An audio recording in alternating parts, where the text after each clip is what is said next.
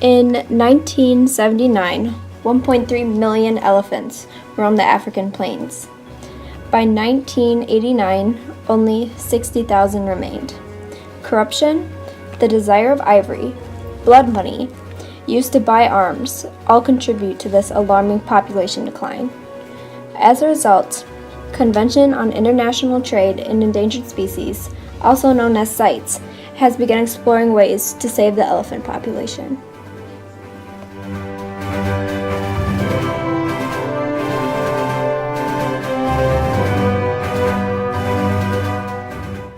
History has shown that elephants have been killed since the time of the pharaohs.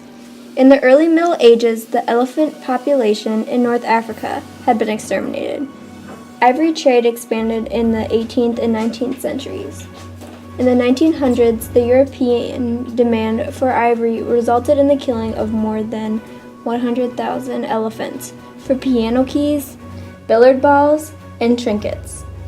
In World War II, the availability of plastic substitutes caused a decline in the ivory trade. The elephant population declined 80% in the Central African Republic in 1981.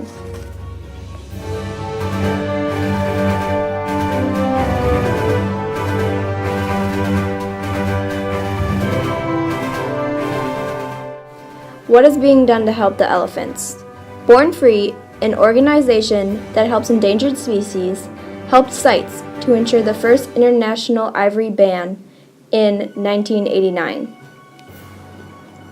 Both organizations investigate illegal ivory smuggling, and also they help relocate elephants that are at risk on African reservations. They support anti-poaching in Kenya, Tanzania, and Ethiopia. Born Free and its supporters helped encourage CITES to ban international commercial ivory trade worldwide. As a result, the price of ivory crashed and the markets in Europe and the United States closed.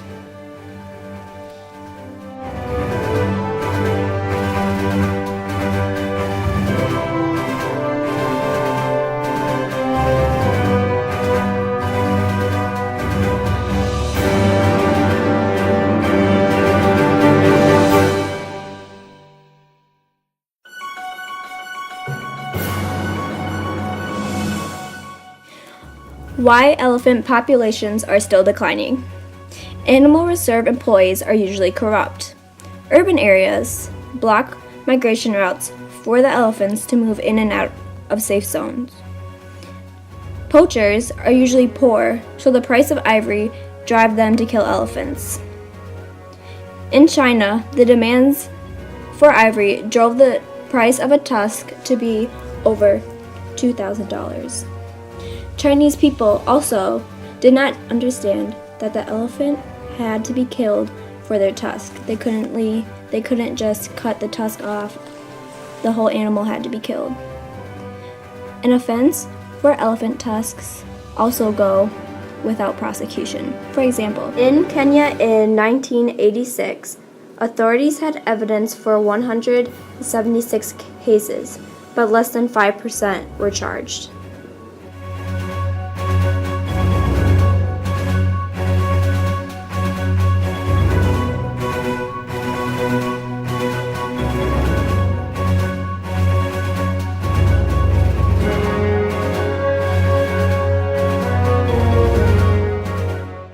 Journeyman TV has captured poaching of whole elephant families.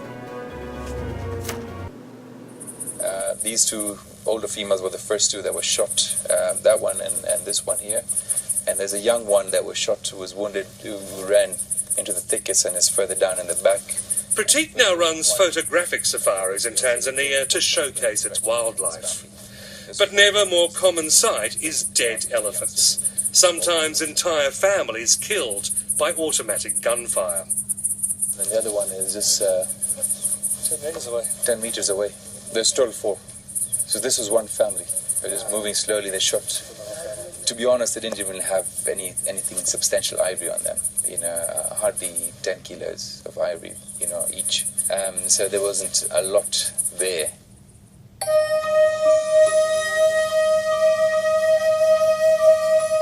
In just the past 3 years, Tanzania has lost 40% of its elephants. Most of the tusks have ended up in China. Ivory carvings, jewellery, even chopsticks are a status symbol for China's booming middle class. It's been illegal to harvest ivory for sale since 1989, but the surge in demand from China has made a mockery of the international ban.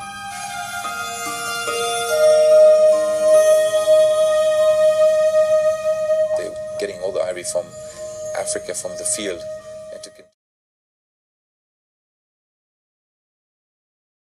Why elephants are important. They are the gardeners, the engineers, and the architects of our ecosystem. They are gardeners because of their fruitiferous diet. That makes them great seed bearers. When they don't finish eating the whole fruit, what they leave behind will rot and the seeds will fall onto the ground. They are responsible for spreading seeds long distances. Some plant species depend on elephants eating them and spreading their seeds. They are also able to rejuvenate some habitats due to them constantly transporting many species of seeds. They are engineers because their dung provides a suitable germination environment in which seeds can grow. It is also rich in minerals and very fibrous. Provides an important source of food for animals, such as the dung beetle, without elephants' poop would be extinct. It also helps keep animals safe from predators. Elephants as water providers. The desert elephant in Africa will travel miles in search for water. They will remember underground watering holes, and they will dig holes to make wells. The animals will follow elephants, especially in droughts, so they will be able to drink. People will also follow animals in search of water. Elephants are like engineers because they alter and modify habitats by pushing over trees, stripping bark from trees, and stomping around plants. For example, they can transform a woodland in Africa into an open savanna, creating grazing habitats for dozens of land species. When they move on, the savanna grows into shrubs for a hosting of browsing animals, and then once more becomes woodland.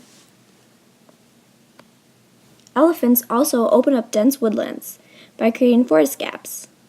When they open these dense woodlands, that allows species into the light gaps, thereby getting light down to the forest floor.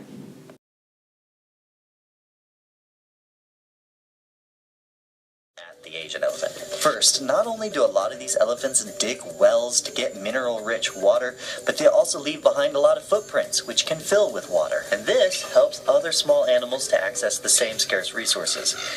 At the same time, these actions create microhabitats for lots of other creatures, like frogs, which can lay eggs in the water. And really, a single elephant footprint can eventually turn into a miniature world full of life. Of course, elephants must eat. They eat a lot. An elephant can eat just about any plant, even ones with thorns. It can strip the bark off a tree, which eventually might kill the tree. And at first this might sound really destructive and bad, but realize that a dead tree also makes a good home for other animals, like, say, birds that like to nest in the hollows. And because of their size and strength, elephants make short work of large fruits with shells that are difficult to crack. And other animals benefit from the fruits that drop on the ground as the elephants are foraging. And finally, the plants themselves benefit because, you see, elephants are gardeners. So here's the thing, without these elephants doing their thing in the environment, a lot of these other animals would not survive. Who are we to decide which animals should be in the ecosystem and which ones shouldn't? So take out the elephant and you lose just a lot of individual species, smaller species that depend on these elephants for the changes, more so than you might if you took out just hypothetically one small animal.